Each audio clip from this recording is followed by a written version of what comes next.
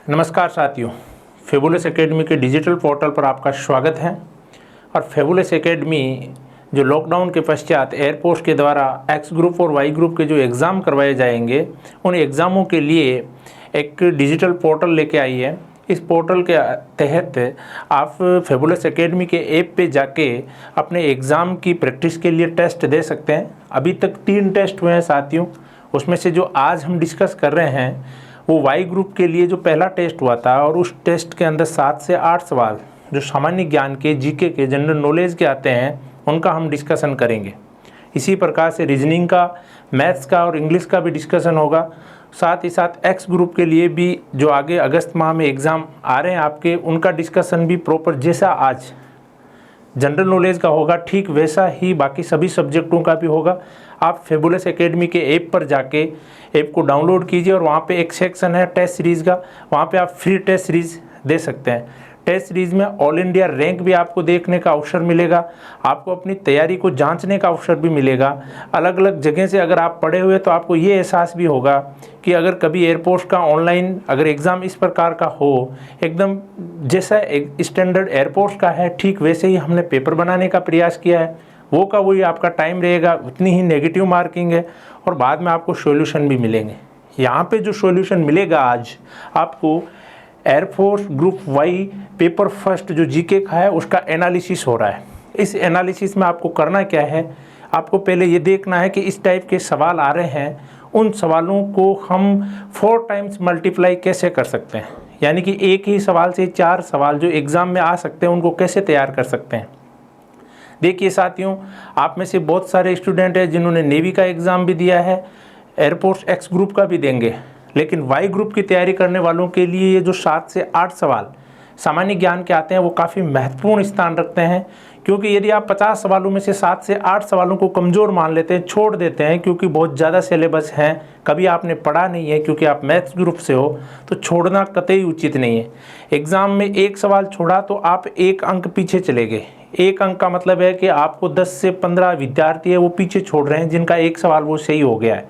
इसलिए एग्ज़ाम में पूरे 50 नंबर की आपको तैयारी करके जाना है। फेबुलस एकेडमी यही जो एक कमी है आपके पढ़ने में भी, और जहाँ किसी माध्यम से आप पढ़ रहे हो वहाँ पर कि जीके को कमतर आंक लिया जाता है कि ये सिलेक्शन में इतनी महती भूमिका नहीं निभाता, लेकिन फेबुलस एकेडमी का ये मानना है कि हर एक सब्जेक्ट का आपके सिलेक्शन में महत्वपूर्ण योगदान है। और इसी सिलसिले में हम हमारे ऐप के माध्यम से आपके लिए घर बैठे एक टेस्ट सीरीज़ भी लेके आए हैं।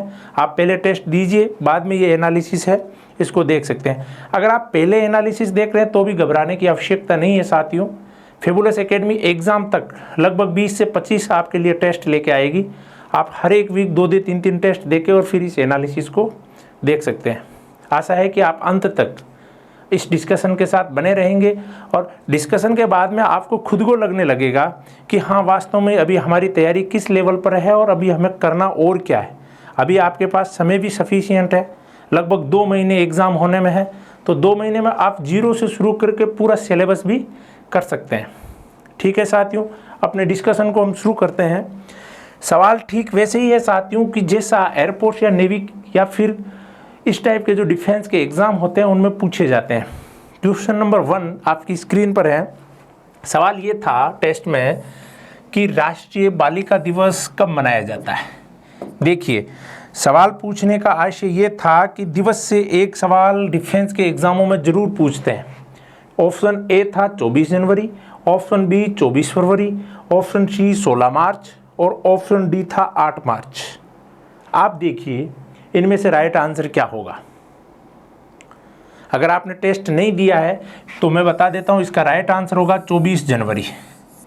24 जनवरी को हर एक साल भारत में राष्ट्रीय बालिका दिवस यानी नेशनल गर्ल्स जो चाइल्ड डे है वो मनाया जाता है।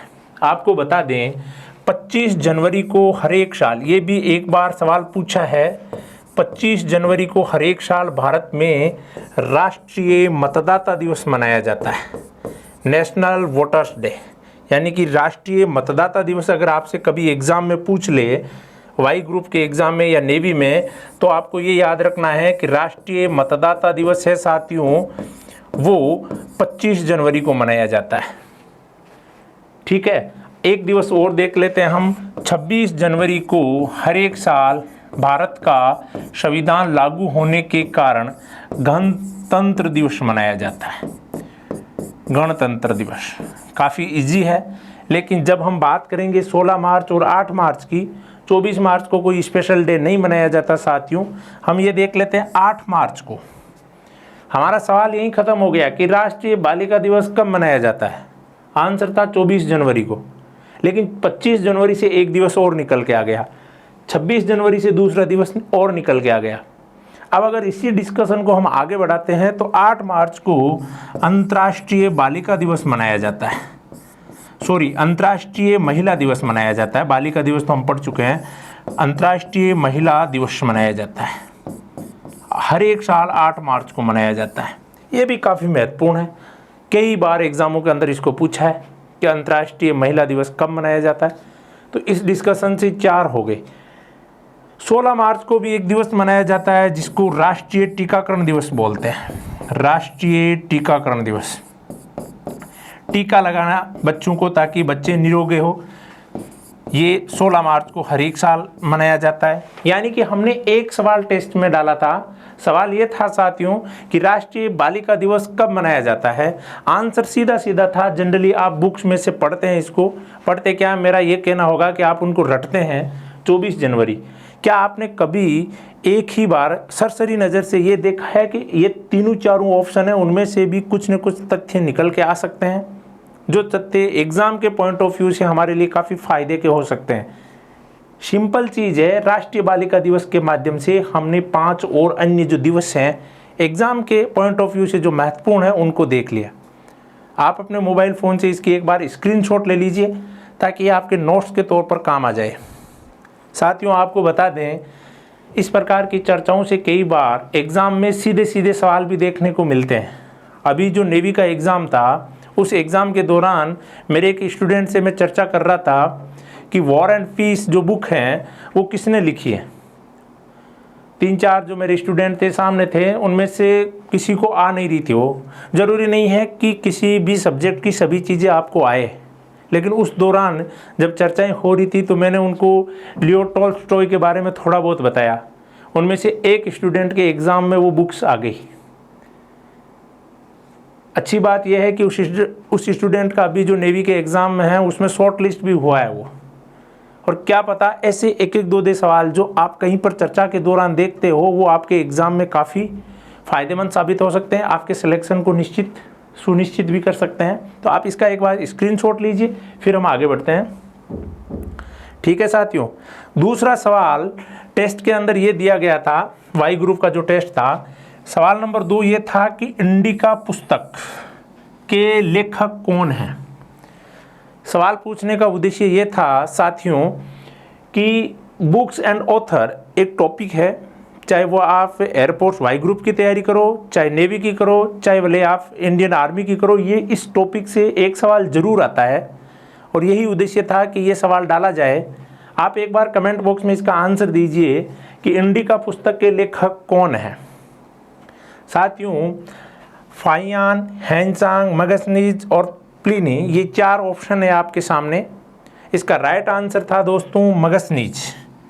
मैगस्नीज की अगर हम चर्चा यहाँ थोड़ी सी कर लें तो आपका जो डिस्कशन है, आपका जो ये सवाल है, ये काफ़ी तथ्य आपके सामने लाएगा जो आगे एग्ज़ाम में आपके काम आ सकते हैं। मैगस्नीज यूनान के रहने वाले थे, यूनानी राजदूत थे आपको बता दें, और ये सेल्यूकस हैं उसके राजदूत थे। सेल्यूकस ने इनको चंद्रगुप्त मौर्य के दरबार में भेजा और चंद्रगुप्त मौर्य के दरबार से जाने के बाद इन्होंने एक पुस्तक लिखी यूनानी भाषा में जो कहलाती है इंडिका। साथियों ये इन्होंने यूनानी भाषा में लिखी है, ये आपको ध्यान रहे। प्लिनी है, ये भी यूनान के रहने वाले थे। यहाँ मैं इतना ही लिख पाऊंगा, यूनानी है, क्योंकि ज़्यादा आपको तथ्य यहाँ याद नहीं रखने हैं। ये मौर्योत्तर काल में भारत आए थे और इन्होंने एक पुस्तक लिखी जिसका नाम था नेचुरल हिस्ट्री। कई बार एग्जाम में पूछा है नेचुरल हिस्ट्री पुस्तक के लेखक कौन है, तो वहाँ हमारा राइट आंसर हो जाएगा कि प्लिनी है, वो नेचुरल हिस्ट्री पुस्तक के लेखक हैं। आपको बता दें फाहियान और हेनसांग दोनों चीनी यात्री थे। बौद्ध धर्म का अध्ययन करने के लिए भारत आए। और आपको बता दें ये भारत जिसके काल में आए उस समय था गुप्त वंश का शासन, और गुप्त वंश के अंदर जो शासक थे फाहियान के समय उनका नाम था चंद्रगुप्त विक्रमादित्य। चंद्रगुप्त विक्रमादित्य। आपको ध्यान रहे इंडिका के लेखक मैगनीज आए हैं तब चंद्रगुप्त मौर्य हैं। फाहियान के समय कौन है? चंद्रगुप्त विक्रमादित्य, गुप्त शासक है। आपको बता दें फाहियान की जो पुस्तक थी वो भी कई बार एग्जामों में पूछ ली जाती है, और उस पुस्तक का नाम है साथियों फो को की। ये काफ़ी महत्वपूर्ण चीज़ है, जनरली स्टूडेंट इसको याद भी नहीं करते हैं। अब सबसे महत्वपूर्ण, प्राचीन भारतीयों के जो तीर्थ यात्री हैं उनके राजकुमार के नाम पर जाने जाते हैं हैंसांग। ये भी एक चीनी यात्री हैं साथियों, और ये जिसके काल में भारत आए हैं उस शासक का नाम है हैंसांग। गुप्तोत्तर काल, हैंसांग तो खुद ही हैं, शासक का नाम है हर्षवर्धन। आपको बता दें गुप्तोत्तर काल में उत्तरी भारत के अंदर सबसे बड़े शासक के तौर पर जो हमारे सामने आते हैं वो हर्षवर्धन ही हैं। तो हर्षवर्धन के काल में हैंसांग भारत आए हैं, और इन्होंने एक किताब लिखी है, पुस्तक लिखी है जो आपके लिए काफ़ी फायदे की हो सकती है, और उस पुस्तक का नाम है दोस्तों शियुकी। यानी कि इस एक सवाल के माध्यम से हमने 4 पुस्तकों के नाम देख लिए, चारों विदेशी यात्रियों के देशों के नाम से हम परिचित हो गए, और चारों विदेशी यात्री जिसमें से प्लिनी को छोड़ के 3 किस किस के काल में भारत आए उनको भी देख लिया। अगर एयरपोर्ट के एग्जाम में सवाल इन यहाँ से कोई सा भी बनेगा, फाहियान किस देश का यात्री था? चीन का। फाहियान किसके काल में भारत आया? हर्षवर्धन, चंद्रगुप्त विक्रमादित्य। हैंसांग किस देश का यात्री था? चीन। किसके काल में भारत आया? हर्षवर्धन के काल में आया। इनकी पुस्तक का नाम क्या था? शियुकी। यानी कि इतनी चर्चा के बाद एयरफोर्स वाई ग्रुप के लिए आप ये मान के चलिए कि यहाँ से सवाल अगर इस टॉपिक से सवाल बनेगा तो इसी लेवल का बनेगा। अगर टॉपिक को छोड़ के सवाल ही दूसरा बना लिया तो वो इश्यू ही दूसरा है। तो मुझे आशा है कि आप इस प्रकार के डिस्कशन से अपनी पढ़ने की शैली में भी परिवर्तन लाएंगे। आप अभी यंग हैं, रटने का ज़्यादा प्रयास कर रहे होंगे, तो रटने से हो सकता है कि आपको अभी अभी याद रह रहा होगा, लेकिन जिस दिन एग्ज़ाम देने जाओगे एग्ज़ाम प्रेशर में वो सब चीज़ें भूल जाओगे आप। और इस प्रकार से अगर आपका एनालिसिस किया हुआ होगा तो ये मान के चलिए कि आपको लंबे समय तक चीज़ें भी याद रहने वाली है। आप इसका साथियों एक बार स्क्रीनशॉट लीजिए, फिर हम आगे बढ़ते हैं। लीजिए साथियों स्क्रीनशॉट। सवाल नंबर 3, वित्त आयोग का उल्लेख संविधान के किस अनुच्छेद में? सवाल नंबर 3 जो हमने टेस्ट में दिया था वो था वित्त आयोग, फाइनेंस कमीशन, जिसको FC बोला जाता है, फाइनेंस कमीशन। उसका उल्लेख भारत के संविधान के किस अनुच्छेद में? आपको बता दें साथियों, एयरफोर्स ग्रुप वाई के सिलेबस में इंडियन कॉन्स्टिट्यूशन एक वर्ड लिखा हुआ है, उसके आगे कुछ भी नहीं लिखा हुआ है। यानी कि भारतीय संविधान में अनुच्छेद नंबर 1 से लेके अनुच्छेद नंबर 395 में से कहीं से भी आपसे सवाल पूछा जा सकता है। लेकिन ये मान के चलिए कि हमेशा जब भी सवाल पूछा जाएगा तो सवाल किसी न किसी संवैधानिक संस्था से या किसी महत्वपूर्ण जो अनुच्छेद है उससे पूछा जाएगा। ये भी वित्त आयोग भी एक महत्वपूर्ण अनुच्छेद है, और इसका राइट आंसर साथियों होगा अनुच्छेद 280। अनुच्छेद 280 में ये कहा गया है कि प्रत्येक 5 वर्ष पश्चात, प्रत्येक कितने वर्ष? 5 वर्ष में एक आयोग होगा जिसके सदस्य कितने होंगे? सदस्य इस प्रकार से होंगे, एक तो होगा अध्यक्ष और 4 होंगे सदस्य, प्लस 4 क्या होंगे? सदस्य। यानी कि ये भी कितने सदस्य हैं? 5 सदस्य हैं। 5 वर्ष के लिए 5 सदस्यीय एक आयोग की स्थापना होगी जो केंद्र सरकार और राज्य सरकारों के बीच में धन के आवंटन से संबंधित जितने भी मुद्दे हैं, जितने भी इश्यू हैं, उनका समाधान करेगी।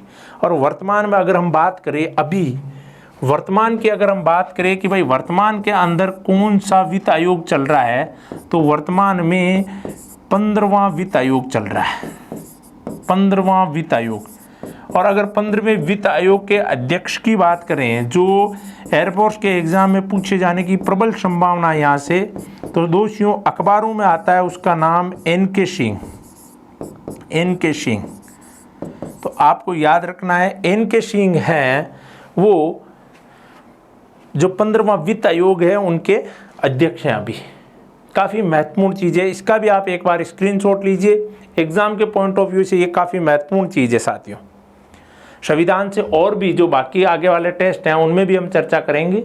और अगर विस्तृत और आपको जनरल नॉलेज की जानकारी चाहिए तो आप फेबुलस एकेडमी के ऐप पर जाइए, गूगल प्ले स्टोर पर, वहाँ से ऐप को डाउनलोड कीजिए, जनरल स्टडी वाले सेक्शन में जाइए, वहाँ पे आपको ये सब की सब चीज़ें विथ वीडियो, पीडीएफ और टेस्ट उपलब्ध हो जाएगी।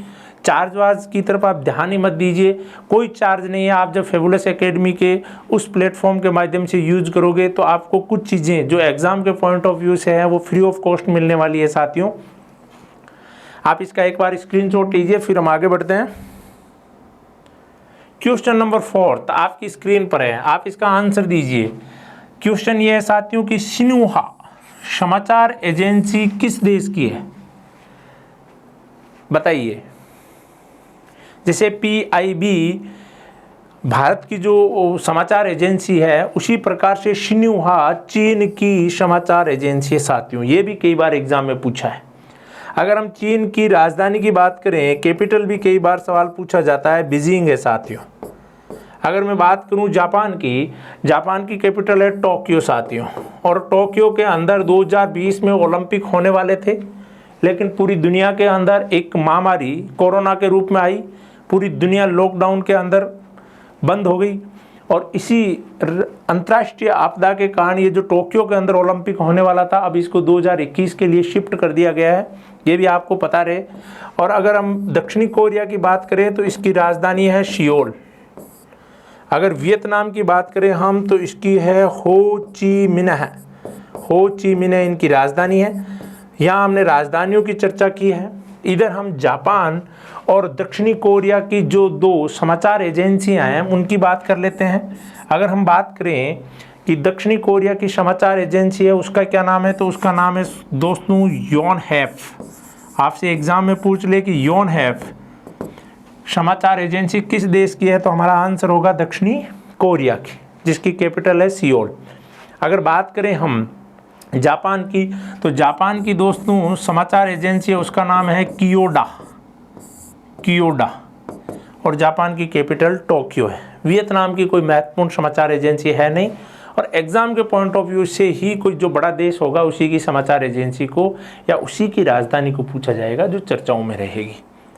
देखिए, ये चर्चा करने का उद्देश्य यह है कि अगर राजधानी कैपिटल आपके टॉपिक लिखा हुआ है तो इसी प्रकार से जहाँ जहाँ आपको देश मिले उनकी राजधानियाँ मेमोराइज करते रहिए, उनकी कैपिटल्स को आप फिंगर्स पर काउंट करते रहिए कि ये देश है, इसकी क्या कैपिटल हो सकती है। इंडोनेशिया जकार्ता होगी, मलेशिया कोलालमपुर होगी, भारत नई दिल्ली होगी, ईरान तेहरान होगी। इस प्रकार से आप रिवाइज करते रहिए।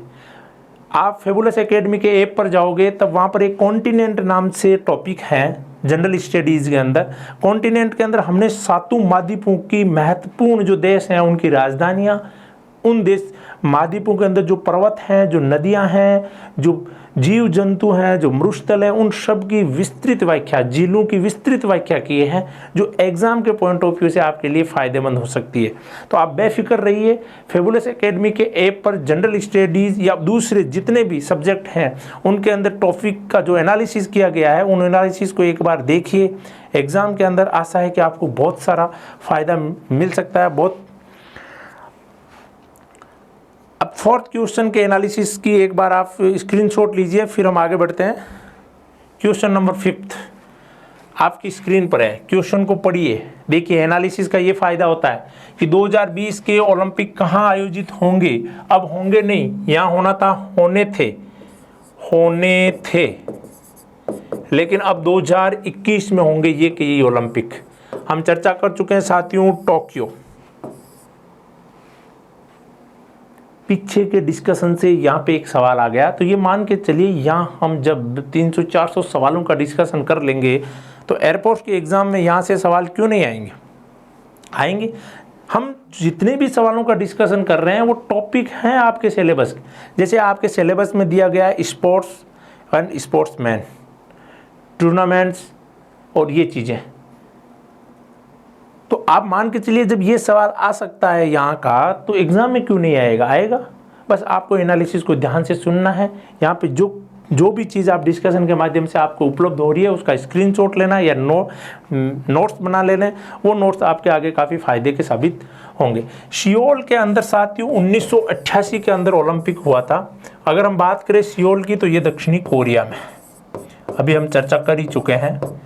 बात करें हम बर्लिन की, तो साथियों 1936 के अंदर ओलंपिक हुए थे। और बर्लिन राजधानी है किसकी? जर्मनी की। जर्मनी की कैपिटल है। और अगर बर्लिन की बात करें तो ये एक नदी के किनारे है साथियों, और उस नदी का नाम है स्प्री नदी। आपको ये भी ध्यान रहे, देश दुनिया के अंदर जो बड़ी बड़ी सिटियां हैं वो कौन सी नदी के किनारे हैं, कौन से सागर के किनारे हैं, कौन से महासागर के किनारे हैं, कौन से पर्वत पर स्थित हैं, ये भी एयरपोर्ट के एग्जाम में पूछे जाते हैं।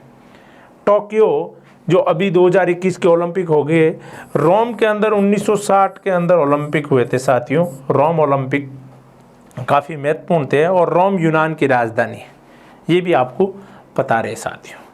काफ़ी महत्वपूर्ण चीज़ें थी 1988, 1936, 2021 और 1960। 1960 के ओलंपिक के अंदर ही भारत की धावक जीव मिल्खा सिंह है, वो व्यक्तिगत प्रतिस्पर्धा के अंदर जो 400 मीटर रेस थी उनमें 6 पोजीशन पर रहे थे।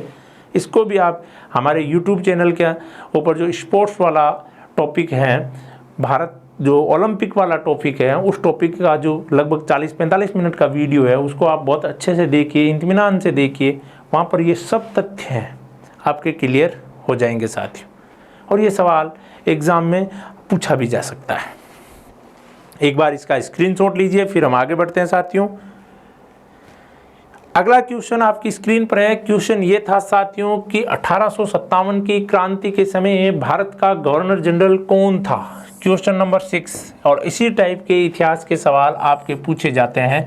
1857 की क्रांति, कई इतिहासकार, कई लोग इसको भारत का प्रथम स्वतंत्रता संग्राम भी बोलते हैं, जिसमें वीडी सावरकर जैसे जो राष्ट्रीय विचारक हैं वो महत्वपूर्ण हैं। इसके अलावा कुछ लोग इसको सैनिक विद्रोह भी बोलते हैं। तो कुछ लोग इसको एक ये मान के चलिए कि दो समुदायों के द्वारा अपने तुच्छ स्वार्थों के लिए अंग्रेजों के खिलाफ किया गया विद्रोह मानते हैं।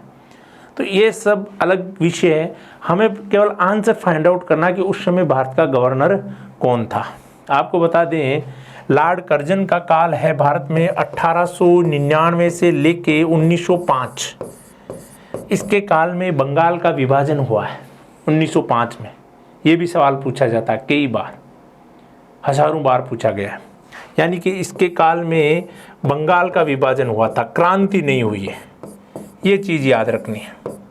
ये बंगाल विभाजन फिर 1911 के अंदर वापस समाप्त भी हो गया है। बात करें हम लॉर्ड डलहौजी की, तो दोस्तों इसका काल है 1848 से लेके 1856 तक का। इस काल के अंदर राज्य हड़प नीति आई है, राज्य हड़प नीति। इसी के काल में गोद निषेध नीति आई है, गोद निषेध नीति।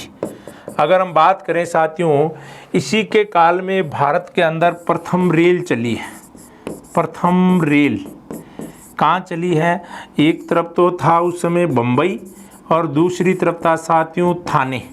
बम्बई और थाने के बीच में 1853 में भारत में पहली ट्रेन चली है, वो लॉर्ड डलहौजी के काल में ही चली है। अगर हम बात करें लॉर्ड कर्जन की, तो साथियों ये 1856 से लेके 1862 तक भारत का गवर्नर था। बाद में भारत का प्रथम वायसराय भी था। तो देखिए 56 से लेके 62 यानी कि 57 यही आ रहा है। तो हमारा राइट आंसर हो जाता लॉर्ड कैनिंग। 1857 की क्रांति के समय भारत के वो गवर्नर जनरल थे। अगर लॉर्ड लिटन की बात करें तो इसका काल था साथियों 1876 से लेके 1880। इसके काल में बंगाल में अकाल पड़ा है। इसी के काल में ICS यानी इंडियन सिविल सर्विसेज की जो परीक्षा है उसमें विद्यार्थियों की आयु 21 से घटा के 18 कर दी गई है। वर्नाकुलर प्रेस एक्ट इसी के समय आया है। लॉर्ड लिटन के काल में ही 1877 के अंदर प्रथम दिल्ली दरबार का आयोजन हुआ है, जिसमें महारानी विक्टोरिया को पूरे ब्रिटिश राज की साम्राज्य की नियुक्त किया गया है, ताजपोशी हुई है उसकी। तो ये सब चीज़ें हैं जो गवर्नर जनरल के माध्यम से हमारे एग्ज़ाम में कभी ना कभी पूछी जा सकती है। आपको बता दें 1858-57 की क्रांति के बाद भारत के अंदर गवर्नर जनरल के पद को कहा जाने लगा वाइसराय, और प्रथम जो वाइसराय थे भारत में, वाइसराय यानी कि ब्रिटेन के राज का प्रतिनिधि, और वो थे दोस्तों लॉर्ड कैनिंग। अपने आप ही आप अगर इनका फेज देखोगे, इनका काल देखोगे कि वो 1856 से लेके 62 6 साल रह रहे हैं, तो ये वाइसराय भी कैनिंग ही होंगे। 1857 की क्रांति के इस प्रकार के सवाल काफ़ी टफ माने जाएंगे अगर एयरफोर्स के एग्ज़ाम में आएंगे तो, लेकिन डिस्कशन के माध्यम से काफ़ी इजी भी हो सकते हैं। तो आप अगर अभी तक टेस्ट नहीं दिया है तो आगे जो टेस्ट अपलोड किए जा रहे हैं फेबुलस एकेडमी के ऐप पर, उनके टेस्ट को देखिए, दीजिए पहले। जहाँ कहाँ गलतियाँ हो रही है तो एक शेड्यूल है, आएगा, सौरभ जी आपको शेड्यूल बता देंगे। तो उस शेड्यूल के तहत आप इस डिस्कशन के साथ लगातार हमारे साथ बने रहिए। आशा है कि 15-20 पेपरों के डिस्कशन के बाद आपको ऐसे लगने लगेगा कि आपकी तैयारी बहुत ही बेहतरीन हो चुकी है। आप इसका एक बार स्क्रीनशॉट लीजिए, फिर हम अगले क्वेश्चन की तरफ बढ़ते हैं। क्वेश्चन नंबर 7 काफ़ी महत्वपूर्ण है, जब इसका डिस्कशन करेंगे तब आपको पता चलेगा, और कैपिटल एंड करेंसीज टॉपिक दिया हुआ है सिलेबस में। सवाल है कि तजाकिस्तान की राजधानी कहाँ है। देखिए आपको बता दें, तजाकिस्तान एक कंट्री है जो CIS में शामिल है। CIS के अंदर टोटल 5 देश हैं। आपको बता दें CIS यानी कॉमनवेल्थ इंडिपेंडेंट स्टेट्स।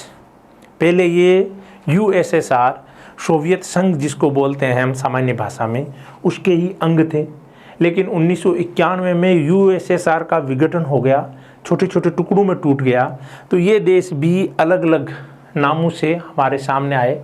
अगर हम इनके नामों की चर्चा करें, देश की बात करें तो ये देश इधर आ जाएंगे, और अगर इनकी राजधानी की बात करें तो वो राजधानी इधर आ जाएगी।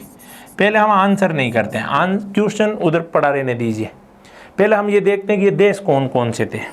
तो देखिए सबसे बड़ा देश कजाकिस्तान है, उसके बाद में के पे ही एक देश है जिसका नाम है किर्गिस्तान है, किर्गिस्तान, ये भी आपको याद रखना है। उसके बाद में हम आगे बढ़ते हैं, तजाकिस्तान है, तजाकिस्तान।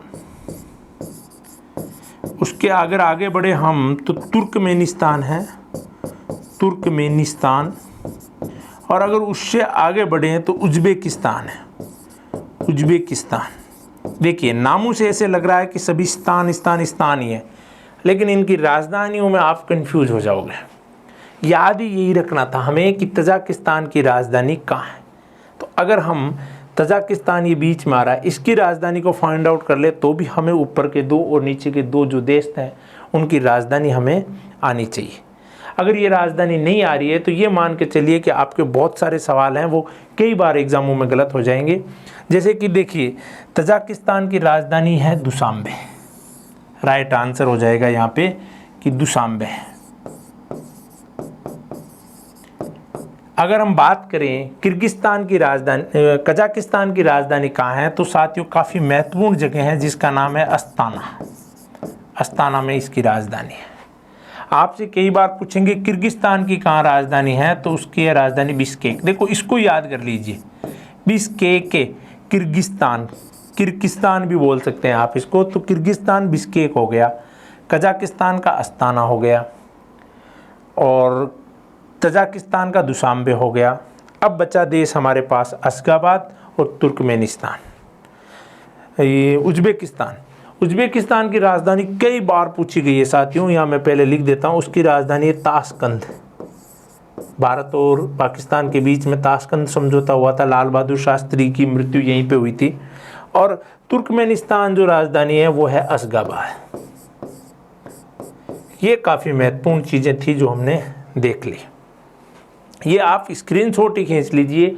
ये मान के चलिए कि किसी न किसी विद्यार्थी के ये एग्ज़ाम में ज़रूर पूछा जाएगा कि CIS के जो 5 देश हैं उनकी राजधानियाँ। कजाकिस्तान की अस्ताना है, किर्गिस्तान की बिश्केक है, तजाकिस्तान की दुशांबे है, तुर्कमेनिस्तान की अशगाबाद है और उज़्बेकिस्तान की ताशकंद है। आप में से बहुत सारे विद्यार्थी ये सोच रहे होंगे कि सर ये तो बहुत ही टफ नाम है, इनको कैसे याद करें। तो फिज़िक्स और मैथमेटिक्स और इंग्लिश भी कोई इतनी इजी नहीं है। टफ हर एक चीज़ है, इजी उसको बार बार प्रैक्टिस से बनाया जा सकता है। आपको पता है, कहा भी गया है, प्रैक्टिस मेक्स मैन परफेक्ट। अभ्यास ही आदमी को पूर्ण बनाता है। आप इस स्क्रीनशॉट को दिन में 3 बार पढ़िए, 3 दिन तक पढ़िए, यानी कि इस चीज़ को आप 9 टाइम्स जब पढ़ोगे तो 10 टाइम्स आपको पढ़ने की आवश्यकता ही नहीं होगी। आप अपने आप कह दोगे कि USSR के विघटन के बाद CIS के 5 देश बने और इन 5 देशों की राजधानियाँ यही है। ठीक है साथियों, आप इसका एक बार स्क्रीनशॉट लीजिए, फिर हम आगे बढ़ते हैं। नेक्स्ट क्वेश्चन आपकी स्क्रीन पर है कि 8th नंबर क्वेश्चन था, एस्टोनिया की मुद्रा कौन सी है। यहाँ देखिए, क्वेश्चन को पढ़ने के बाद आपको सबसे पहले ये सोचना है कि ये एस्टोनिया देश है कहाँ। अगर अमेरिका के आसपास या अमेरिका के जो विचारधारा से संबंधित है तो डॉलर होगी, ब्रिटेन के से संबंधित होगी तो पाउंड होगी, यूरोपियन महाद्वीप में होगा तो यूरो भी हो सकती है, और जापान की मुद्रा येन है तो ये तो हो ही नहीं सकती। तो सबसे पहले मैं ये आपको यहाँ नोट कर दूँ दोस्तों कि ये जो मुद्रा है ये USA की है, अमेरिका की। पाउंड की अगर बात करें तो ये ब्रिटेन की है, पाउंड स्टर्लिंग। यूरो की बात करें तो ये यूरोपियन यूनियन की है, यूरोपियन यूनियन, जिसको सामान्य भाषा में EU बोला जाता है, उस EU की मुद्रा है ये। येन की बात करें तो ये है जापान की मुद्रा है, जिसकी अभी हम चर्चा कर ही चुके हैं। येन जापान की मुद्रा है साथियों, करेंसी है, जैसे भारत की रुपया है। हम अगर आपको भारत की रुपया के बारे में विस्तृत जानना है तो फेबुलस एकेडमी के ऐप पर जाइए और वहाँ पर नेशनल सिंबल नाम का एक टॉपिक है, जिसमें राष्ट्रीय मुद्रा के रूप में रुपये के ऊपर भी काफ़ी चर्चा की गई है, आप वहाँ देख सकते हैं। ये जो चारों की चारों मुद्राएं हैं, प्लस एक मुद्रा और जिसका नाम है युआन। अगर हम बात करें युआन की साथियों तो ये युआन है चीन की मुद्रा।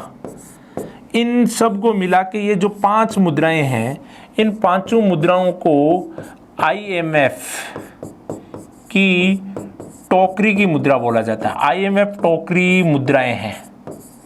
हालांकि IMF इनके अलावा एक SDR के तौर पर भी काम करता है, स्पेशल ड्रॉविंग राइट्स, कागजी मुद्रा बोलते हैं जिसको, ये भी इसकी एक मुद्रा है। लेकिन ये 5 मुद्राएं सबसे महत्वपूर्ण है। युआन चीन की है, डॉलर USA की है, पाउंड ब्रिटेन की है, यूरो यूरोपीय यूनियन के जो 28 कंट्रीज़ हैं उनकी है, और येन जापान की है। आप कहेंगे सर यहाँ से तो पता भी नहीं चल रहा है कि एस्टोनिया की मुद्रा क्या है। तो आपको बता दें, ये एस्टोनिया यूरोपीय यूनियन का ही पार्ट है। यूरोपीय यूनियन का पार्ट बनने से पहले इसकी जो मुद्रा थी वो थी एस्टोनियन क्रून, लेकिन अब इसकी मुद्रा बन गई है यूरो। तो राइट आंसर हो जाएगा हमारा यूरो। यूरो एस्टोनिया की मुद्रा है। एस्टोनिया यूरोप महाद्वीप में स्थित एक देश है और इसकी राजधानी भी कई बार पूछ ली जाती है, तो ये चीज़ भी आप यहाँ क्लियर कर लो, ये काफ़ी महत्वपूर्ण है। इस प्रकार की राजधानियाँ जनरली हम याद नहीं करते हैं, और राजधानी है साथियों तालिन, यानी कि TALLIN, तालिन है वो एस्टोनिया की राजधानी है, जो यूरोप महाद्वीप में स्थित एक देश है। तो देखिए, मुद्रा के माध्यम से सवाल एक था यूरो, लेकिन हमने डॉलर, पाउंड, येन, युआन, IMF की फुल फॉर्म भी कई बार पूछ ली जाती है साथियों। इंटरनेशनल मॉनेटरी फंड इसकी फुल फॉर्म है। IMF का मुख्यालय वाशिंगटन में है, ये भी कई बार सवाल पूछ लिया जाता है।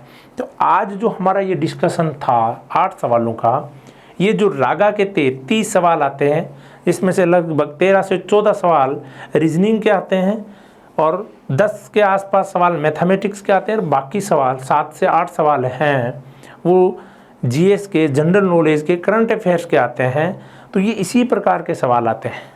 आज के हमारे इस डिस्कशन का उद्देश्य ये था कि आपके पढ़ने का तरीका, आपके सोचने का नज़रिया, आपकी जो तैयारी की दिशा है उसका मूल्यांकन आपको होना चाहिए।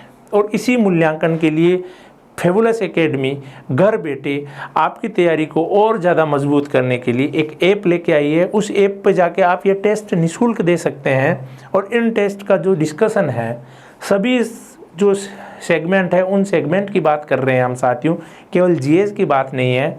ऐसा का ऐसा डिस्कशन इंग्लिश का होगा, ऐसा डिस्कशन आपके टेक्निकल मैथ्स का होगा, फिजिक्स का होगा, रीजनिंग और मैथ्स का होगा। एक भी टॉपिक आपका छोड़ा नहीं जाएगा। और ऐसा डिस्कशन कमोबश 10 से 15 पेपर एग्ज़ाम तक जो अगस्त के माह में शेड्यूल्ड हैं, में भी अभी तक ऑफिशियल घोषणा हुई नहीं है एयरपोर्ट्स की, उसमें आपको देखने को मिलेगा। आशा है कि फेबुलस एकेडमी का ये जो डिस्कशन का प्रोग्राम है ये आपकी तैयारी में एक छोटा सा सहयोग करेगा और आप इस प्लेटफॉर्म के माध्यम से अपनी तैयारी को स्ट्रेंथ करेंगे और जीवन में सफल होंगे। जय हिंद। लेक्चर सुनने के लिए बहुत बहुत धन्यवाद साथियों। अनंत शुभकामनाओं के साथ मिलेंगे अगले लेक्चर में। तब तक के लिए धन्यवाद।